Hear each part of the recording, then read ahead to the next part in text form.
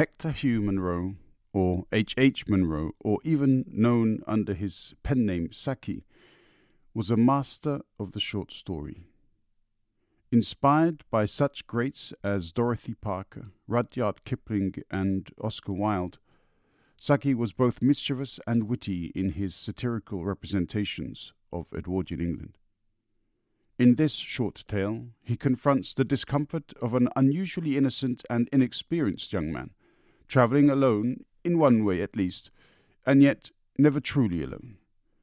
How in our minds we sometimes feel so awkward to accept reality, we slip into a form of fiction which at first seems all the more acceptable up to a point, until we then realize that, in the end, the truth would have settled the matter far more quickly.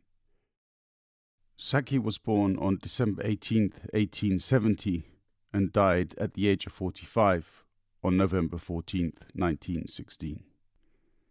Initially too old to enlist in the First World War, and thereafter too sick for the fighting, he returned nonetheless to the front lines. In the Battle of the Ancre in France, he was shot by a German sniper.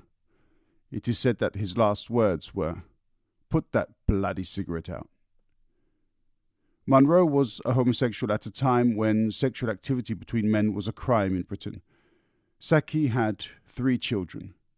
After he died, his sister Ethel destroyed his papers and wrote her own account of their years growing up.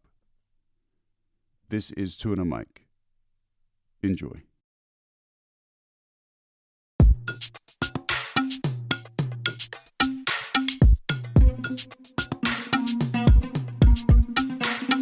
Dung weche pek kod welo mabiro e TwoandaMic. Dung parodit kod jok mawuoye TwoandaMic.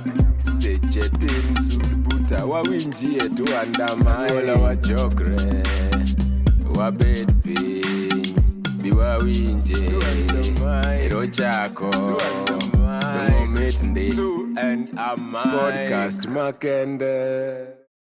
The Mouse by Hector Hugh Munro. Theodoric Voller had been brought up from infancy to the confines of middle age by a fond mother whose chief solicitude had been to keep him screened from what she called the coarser realities of life. When she died, she left Theodoric alone in a world that was as real as ever, and a good deal coarser than he considered it had any need to be. To a man of his temperament and upbringing, even a simple railway journey was crammed with petty annoyances and minor discords, and as he settled himself down in a second-class compartment one September morning, he was conscious of ruffled feelings and general mental discomposure. He had been staying at a country vicarage, the inmates of which had been certainly neither brutal nor bacchanalian, but their supervision of the domestic establishment had been of that lax order which invites disaster. The pony carriage that was to take him to the station had never been properly ordered, and when the moment for his departure drew near, the handyman who should have produced the required article was nowhere to be found.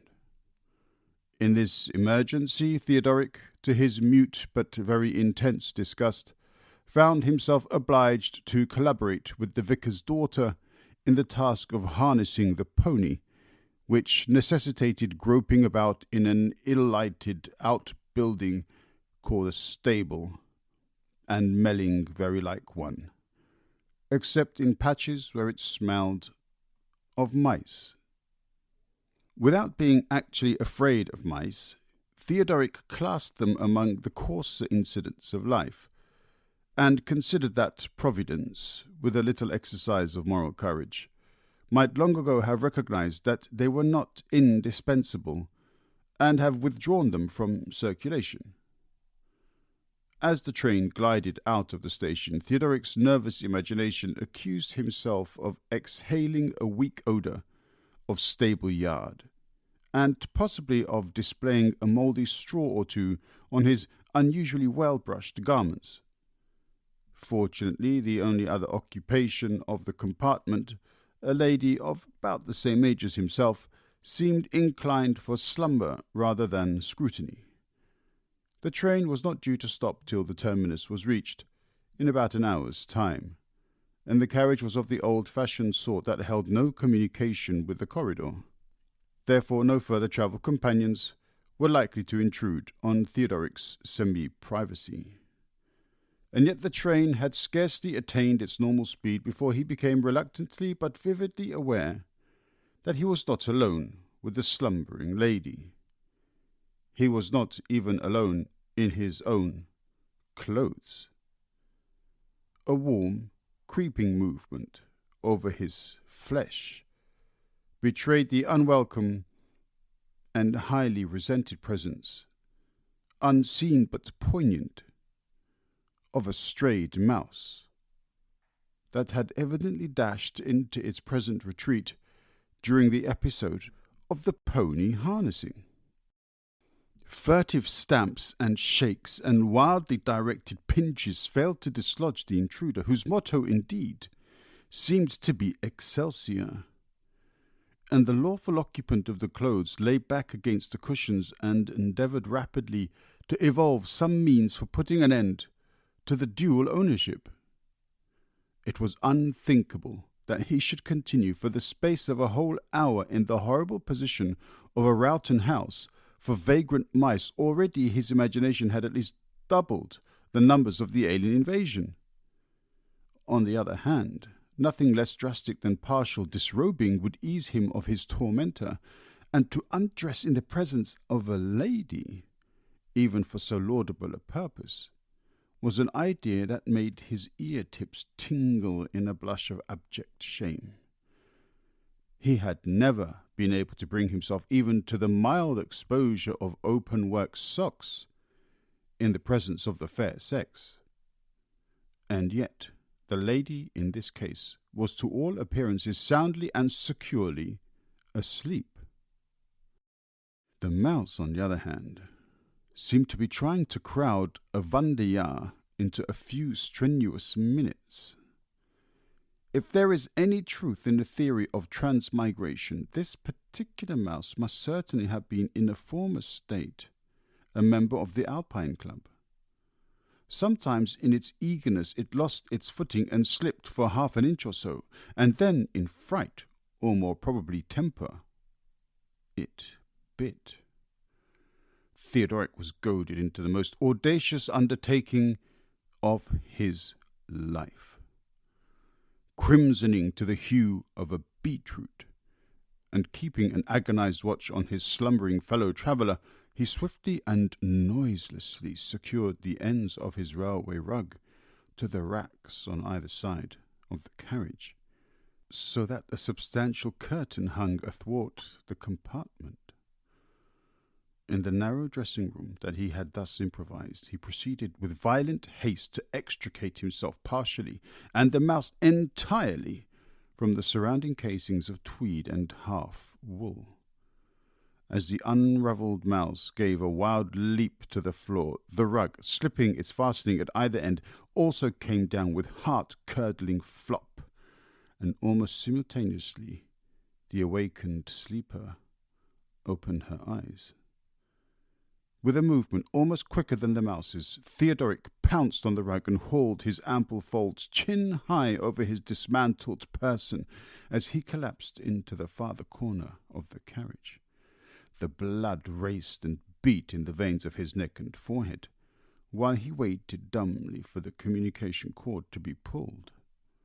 The lady, however, contented herself with a silent stare at her strangely muffled companion. How much had she seen, Theodoric queried to himself, and in any case, what on earth must she think of his present posture?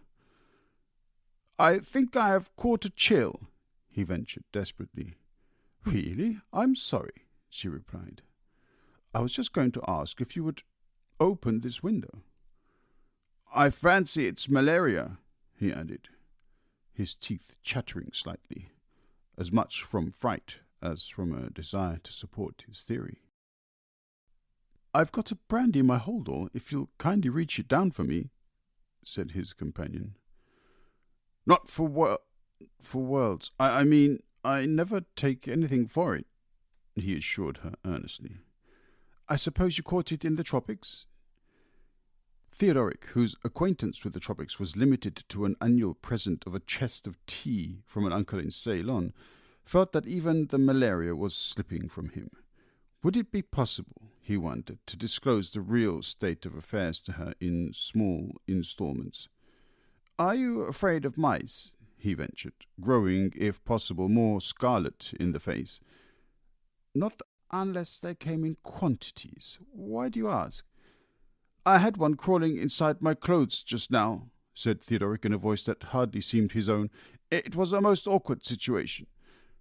It must have been, if you wear your clothes at all tight, she observed. But mice have strange ideas of comfort.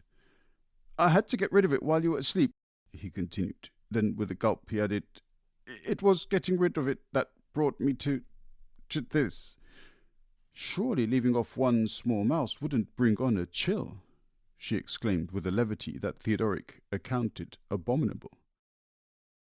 Evidently, she had detected something of his predicament, and was enjoying his confusion.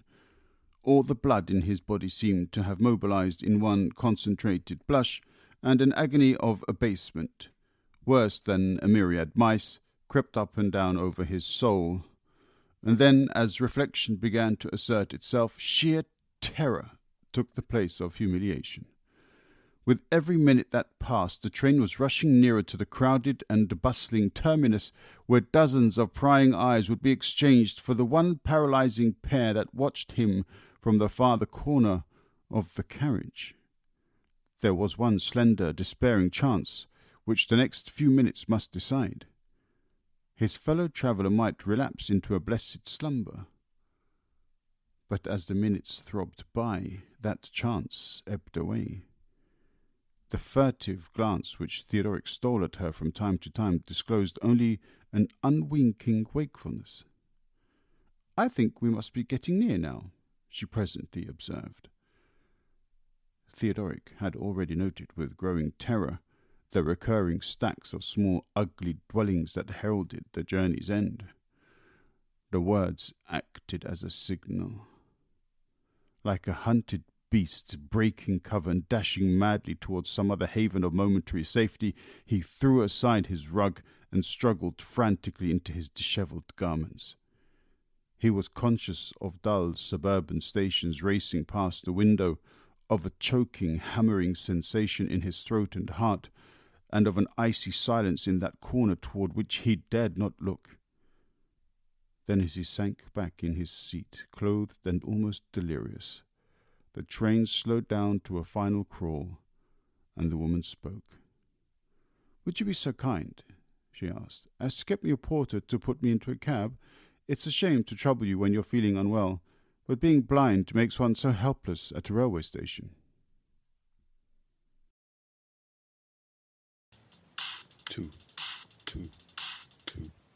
Two, and a mic.